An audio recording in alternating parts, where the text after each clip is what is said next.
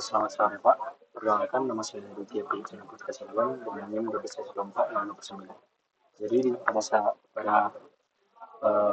saat ini saya mempresentasikan tentang ujian tengah semester yang ulang.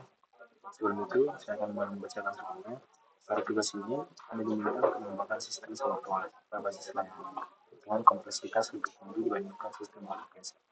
Sistem harus mendukung berbagai kebutuhan transaksi memiliki spek serta subscription. Setiap akun memiliki nama pemilik, username, saldo, dan tipe akun, basic atau premium.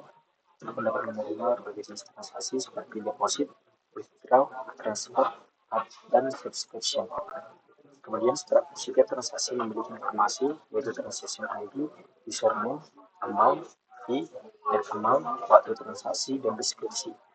Kemudian untuk mendukung pengembangan sistem yang lebih fleksibel, transaksi harus dipresentasikan menggunakan konsep pewarisan atau inheritance.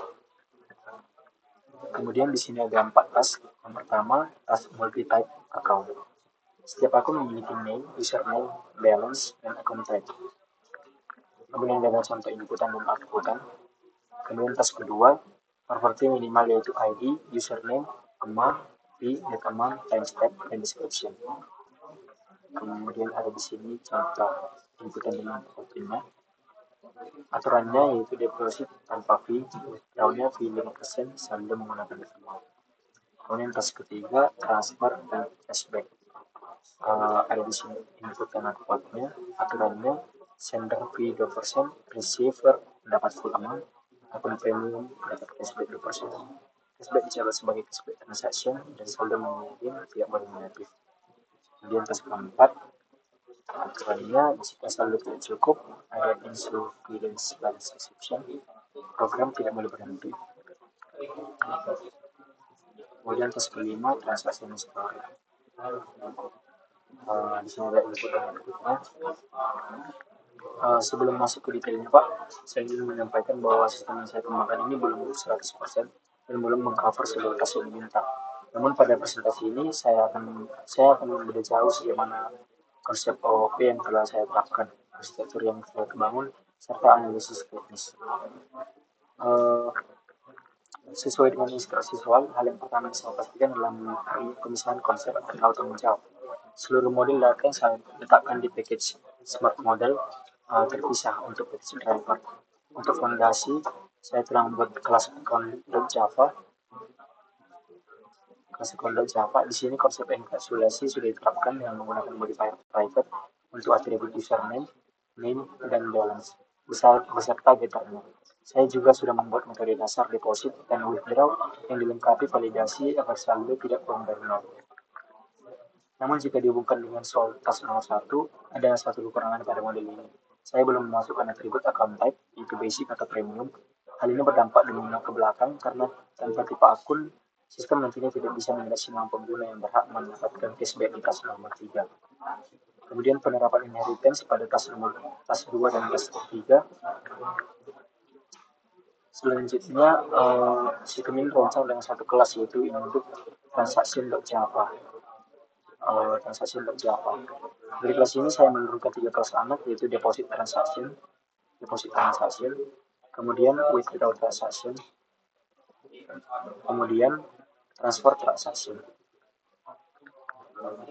Nah, pada transfer transaction ini pendekatan ini sesuai dengan spesifik soal untuk membuat sistem yang fleksibel, di mana setiap anak kelas nanti bisa mengelola aturan fee masing-masing tanpa mengganggu kelas lain. Kendala yang saya alami, walaupun kerangka pasang sudah ada, disinilah saya menemui hambatan teknisnya membuat tas selanjutnya berhenti. Jika kita melihat dalam kode transaksi Java, ini saya buat terdapat kesalahan arsitektur. Saya secara tidak sengaja membuat nested class, yaitu public abstract class transaction di dalam class transaction biasa. Selain itu terdapat kesalahan penempatan variabel pada konstruktor yaitu this.v sama dengan net amount. Kesalahan ini merusak polimorfisme. Akibatnya kelas-kelas anak seperti withdraw transaction tidak bisa mengimplementasikan logika spesifiknya, seperti pemotongan fee 5% atau perhitungan net amount, karena konstruktor pada kelas induknya tidak sinkron. Inilah alasan utama mengapa perhitungan fee pada kelas 02 belum berjalan. Beralih ke task 04. tas 04, eh, soal meminta program agar tidak berhenti saat saldo tidak cukup, melainkan melempar custom exception. Sebagai bentuk pemahaman, saya telah membuat sebuah custom exception bernama negative value exception ke Java yang mengekstens kelas eh, exception. Walaupun pada soal penamaannya diminta insufficient balance exception, secara fungsi kelas ini sudah siap digunakan untuk menangkap masalah saldo kurang saat fitur subscription nanti diimplementasikan.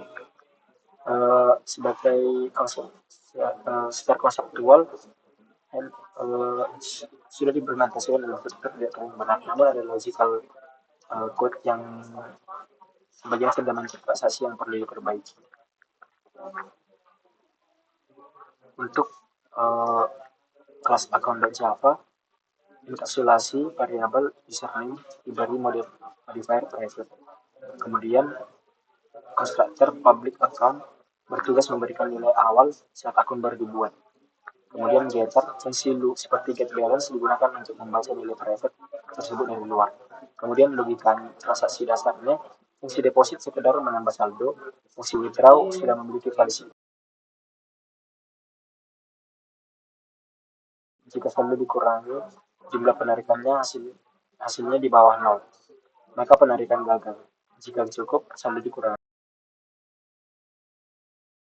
Kenapa saya menerapkan enkapsulasi untuk melindungi data saldo? Saya juga sudah menanamkan logika validasi pada metode withdraw untuk mencegah saldo.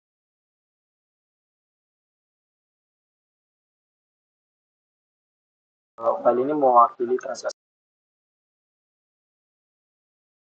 code inheritance transaksi pada deposit transaksi. Berarti kelas ini mewarisi sifat dari kelas transaksi. Dalam konstruktor, keyword itu memanggil konstruktor milik kelas induknya, mengisi data seperti ID, amount, dan nilai. Fungsi getType mengembalikan string deposit yang nantinya berguna untuk membedakan transaksi. Kelas ini adalah turunan dari transaction. Di sini saya memanggil super untuk menentukan data transaksi kelas induk. Kemudian negative balance exception. Untuk memenuhi syarat kelas 04 yang meminta program tidak terhenti saat saldo tidak cukup, saya merancang aspek exception ini. Meskipun di soal memakan insufficient balance exception, kelas ini memiliki cara kerja yang sangat persis, yaitu mengamankan eksekusi program. Kemudian transaksi untuk Java. Pada kelas transaksi terdapat sebuah struktural code yang menjadi alasan mengapa kalkulasi saya belum berjalan. Saya contohnya aja membuat abstrak kelas dalam kelas biasa. Kemudian transfer transaksi untuk Java. Untuk transfer transaction, saya menambahkan script khusus yaitu receiver yang tidak dimiliki oleh transaksi lain. Secara konsep, struktur data untuk tas yang tidak sudah siap. Kita implementasikan perhitungan pengurangan saldo 2% Kemudian withdraw transaksi untuk Java. Sama halnya dengan kelas deposit, kelas ini mewarisi kerangka transaksi. Ruang pengembangannya di masa depan adalah menanamkan perhitungan otomatis di mana fee sebesar 5% dari amount, lalu net amount adalah amount ditambah fee tersebut sebelum memotong saldo akun utamanya. Baiklah, kemudian masuk ke dalam drivernya. File ini adalah gerbang awal. Saya menggunakan array list account untuk menyimpan semua account yang berhasil dibuat. Ini pilihan tepat. Kemudian menggunakan while true untuk terus meminta input dari keyboard sampai triple dash untuk memberhentikan program. Kemudian string input split digunakan untuk memecah teks berdasarkan simbol pagar. Misalnya create account pagar wirasabling pagar wirsab dipecah menjadi array parts di mana part 0 adalah perintahnya, part 1 adalah nama, dan part 2 adalah username. Jika perintahnya dasar, jika perintahnya benar, saya memanggil konstruktor new account name command username dan masukkan ke dalam array list. Setelah triple dash, program menggunakan loop untuk mencetak semua akunnya. Jadi pada yang satu ini, saya mengimplementasikan logika pembacaan input menggunakan scanner. Fokus utamanya adalah memparsing string dengan membesar pagar. Objek account yang berhasil dibuat kemudian disimpan ke dalam struktur data dinamis array list. Bagian akhir iterasi dilakukan untuk mencetak status akhir dari username. Catatan teman, saya belum menambah untuk type basic atau premium karena model account Java belum mendukung. Untuk driver 2-nya di sini Kompleksitas bertambah karena sistem harus mencari akun spesifik sebelum melakukan anotasi saldo. Saya menggunakan linear search sederhana untuk mencocokkan kernel. Untuk withdraw, saya memanfaatkan delay return boolean dari metode kelas account untuk memastikan objek riwayat transaksi yang dibuat jika penarikan uang berhasil dan tidak membuat saldo negatif. Kemudian untuk driver ketiga, pada driver ketiga tantangan utamanya adalah mengelola status dari dua objek account yang berbeda secara bersamaan. Saya memastikan operasi transfer bersifat atomik, artinya uang hanya akan dideposit ke penerima jika proses withdraw pada pengirim bernilai true. Namun seperti yang saya sebutkan di awal, karena si vektor perhitungan fee belum selesai, kemudian 2% untuk mengirim diimplementasikan kalkulasi driver ini. Driver 4 ini mencerminkan batas akhir progres pengerjaan saya karena terhalang oleh kemampuan struktur di kelas transaksi yang mempengaruhi kalkulasi matematika dasar. Saya memutuskan untuk tidak melanjutkan penulisan logika. Kelas ini saya pertahankan sebagai kerangka awal untuk iterasi pengembangan selanjutnya. Kekurangan pada tas 1, kekurangannya pada tas 1, atribut tipe akunnya hilang. Diminta inputnya ada basic atau premium, tapi di account Java saya belum membuatnya. Kemudian parsing inputnya kurang, kemudian format akunnya tidak sesuai. Kemudian pada atas 2, perhitungan fee-nya dan net amalnya tidak ada. Kemudian